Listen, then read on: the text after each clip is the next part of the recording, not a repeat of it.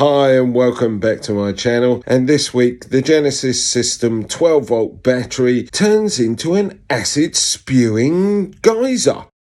So, as you know from a previous episode, my AGM batteries, they were completely and utterly discharged and needed replacing.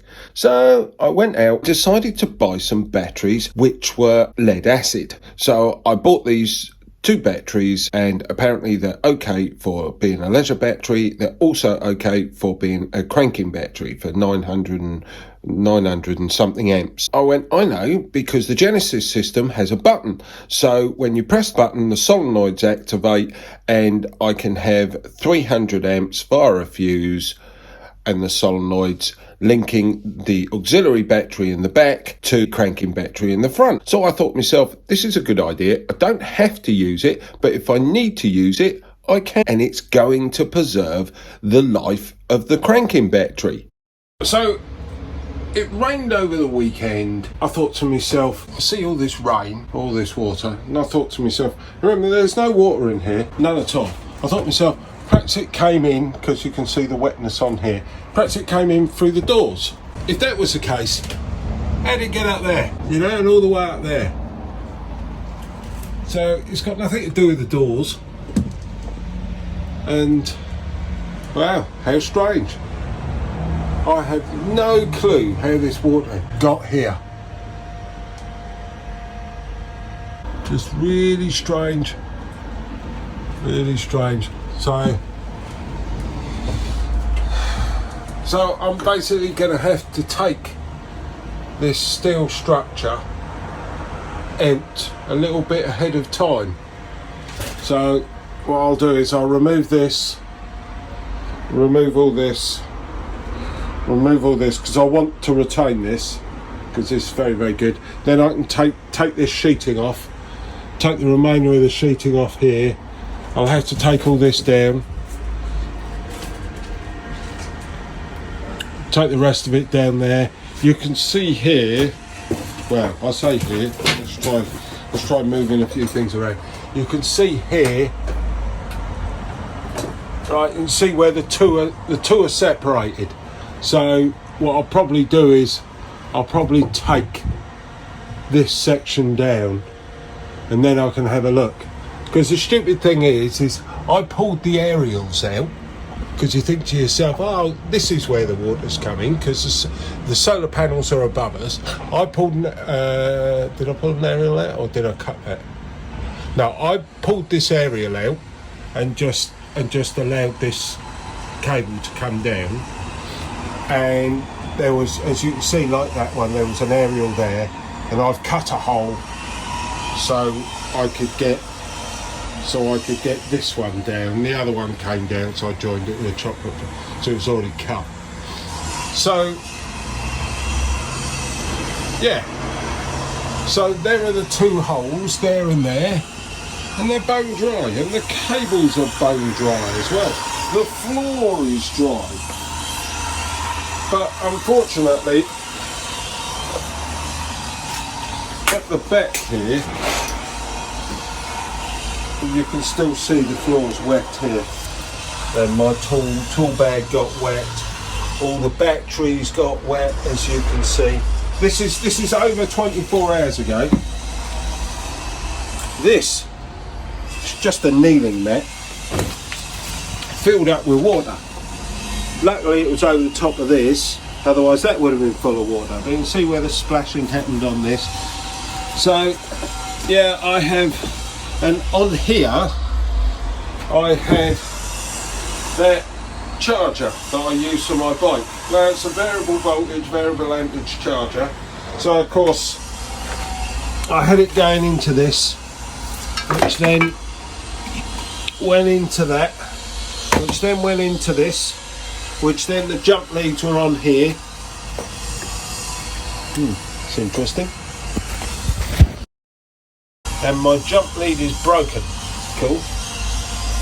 Superb, but it's still connected.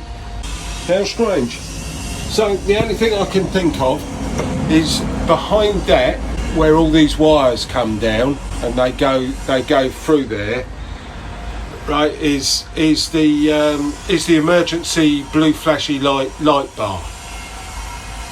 One of them's broken at the end. The only thing I can think of is it filled up with water and it came in. It must have been like hurricane weather, so it just literally blew it in. It's the only thing I can think of. You can see this. See, this was soaked, it really was. You can see all the discoloration on the brass terminal. Still see it's a little bit wet. I was saying it was drawing ampage. Now if I turn it on, you see it lights up and it runs. It was doing 16 amps, but I don't know if I should trust it or not. But it says it's not drawing any ampage, but I don't know. We'll see. So I couldn't work this out. Something just didn't make any sense, right? So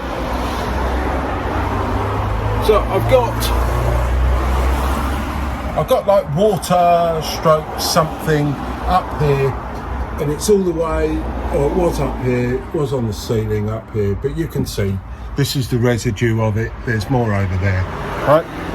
Here's a new battery. Sorry about the shaking. See if I can dig it. Here's a new battery, and you can see the battery is like covered in water, right? But I couldn't work it out, and I found this, glows green, and I found it there. And I'm thinking to myself, why is that out? Because I'm thinking to myself, I've got a water leak. Didn't have a water leak before, but all of a sudden I've got a water leak now. Also, I had this jump lead on.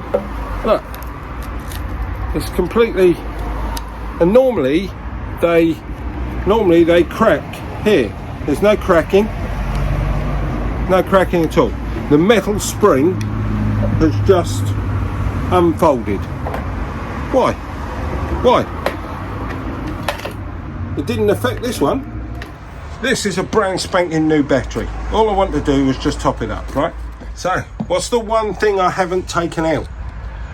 The transportation plugs, which allows this to breathe. And what was the one thing I was doing? Charging it up to maximum charge and leaving it there. What's the one thing that lead acid batteries do? They bubble. Too much pressure. This popped out. Covered everything in battery acid. What more could you ask for? So now we've ascertained the whole of the well, not quite the whole, but a good 20% of my van is now covered in battery acid. Well, at least I've found the leak. Moral to this story is, make sure you take the transportation plugs out. Can't believe it. What's the chances of that? I made a stupid mistake. See, if I'd have thought about it, it would have been obvious that it was battery acid. Have a look at this. Look, all my tools which have had acid spilt on them. And also the connectors here. See, they've really badly tarnished. See, they're really bad tarnished. They're normally quite bright, So yeah. That accounts for it. Thanks for watching my channel. Please give me a thumbs up and subscribe. It's completely free.